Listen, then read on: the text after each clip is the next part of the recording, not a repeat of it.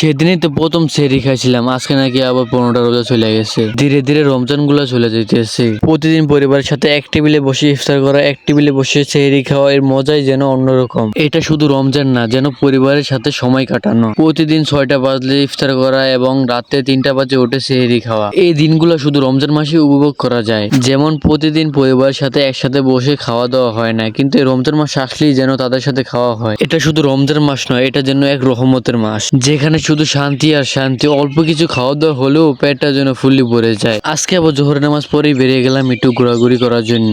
নদী দেখলেই যেন মনটা খুশি হয়ে ওঠে। পানিগুলো দেখে খুব আফসোস লাগতেছে, কারণ এই বিতে গোসল করতে পারলে আরো শান্তি লাগতো। কিছুক্ষণ বসে থাকার পর আয়সা বললাম আমার কাকার শ্বশুর বাড়িতে। আয়সা দেখি গাছ ভরা ফুলি ভরি এবং পেকে আছে, কিন্তু খাওয়ার মতো কোনো মানুষ নাই। আবার হয়েছে রমজান মাসে, রমজান নাকি এগুলা খাওয়া যায়, খাইতে হলে ইফতারের পরে খাইতে হবে। তাই আর কি বসে বসে আফসোস করতে আছে, খাওয়া তো যাবে না, তাই দাঁড়ায় দাঁড়ায় দেখতে আছে এগুলাকে। যেহেতু বড়ি দেখে লোভ সামলা রাখতে পারলাম না, বাইরের কাছার দিয়ে নেমে গেল পানির ভিতরে, কারণ সব বড়ি পানিতে পড়ে যায়। এক একটা বড়ি কালারই যেন অন্যরকম। তারপর খাইতে কিরকম স্বাদ লাগবে অবশ্যই কিন্তু আপনার বুঝে গেছে। আর গাছ জল দেওয়ার কারণে সব পাকা পাকা বড়িগুলো পড়ছে, আর একেবারে পুকুর পুরো ভরে আছে। এত লইছি যেন বালতির ভিতরে সাম হইতেছে না, তাই এগুলোকে নিয়ে ডিরেক্ট আইসা বললাম বাড়িতে। এসে যেন প্রতিদিনের মতো ইফতার করতে বসে পড়লাম। সারাদিনে 5 লিটার পানি খেলেও শরীর ঠান্ডা হয় না এবং পেটও ফুলি হয় না, কিন্তু রমজান মাসে 1 গ্লাস পানি বলে দে কতটা শান্তি। সারাদিনের ক্লান্তি শুধু 1 গ্লাস পানি দূর হয়ে যায়। কিছুদিন থাকে মুড়ি, কিছুদিন থাকে বিরিয়ানি, এভাবেই যেন প্রতিটা ইফতার পার হইতেছে। এন্ড ইফতার খাইতে বসে যে একটা শান্তি লাগে, যেটা অন্য কোনো খাবারে পাওয়া যায় না।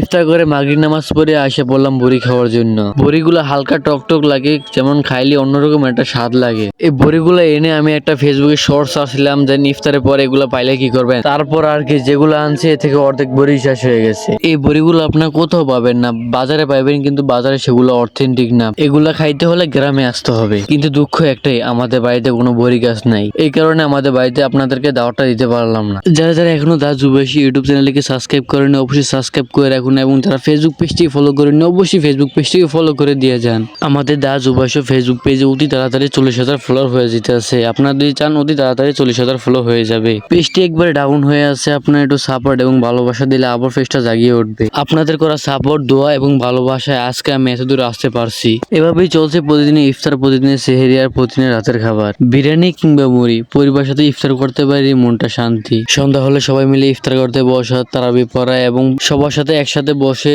সেহরি খাওয়া, এই দিনটা যেন খুবই ভালো কাটছে। ধীরে ধীরে দিনগুলো চলে যেতেছে, কিন্তু এই দিনগুলোর কথা মনের ভিতরে গেঁথে আছে। এখানে প্রতিদিনের ভিডিও করা হয়েছে, আবার ভাববেন না যেন একদিনের ভিডিও।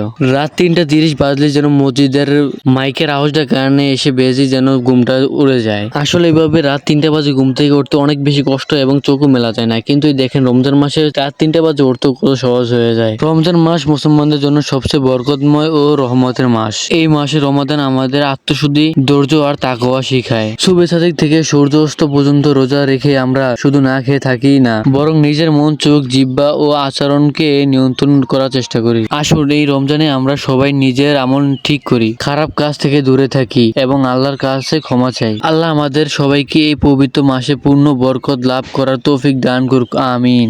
আজকে ইফতারের পর ছিল কলি ভাজা এবং সাথে চাল ভাজা। গ্রামে সবাই এটা খেয়ে থাকে, যেহেতু এখন রমজান মাস, এই কারণে রাতে খাইতে হইতে আছে, তা না হলে দিনই খাওয়া হয়। কলি ভাজা, চাল ভাজা এটা যদি খাওয়া যায় অনেক বেশি মজা লাগে। এটা অনেকে পানির সাথে সিদ্ধ করেও খায়। এখন যেহেতু রমজান মাস, ইফতার খাইলে পেট ফুলিয়ে যায়, এগুলার খাওয়া যায় না, এই কারণে অল্প অল্পই খাওয়া হয়। যারা আমাদের পুরো ব্লগটি জুড়ে সাথে ছিলেন তাদেরকে অনেক বেশি ধন্যবাদ। আপনার মূল্যবান মতামত আমাদের কমেন্ট বক্সে জানিয়ে যান। দেখা হবে আবার নেক্সট অন্য কোনো ব্লগ নিয়ে। আল্লাহ হাফেজ।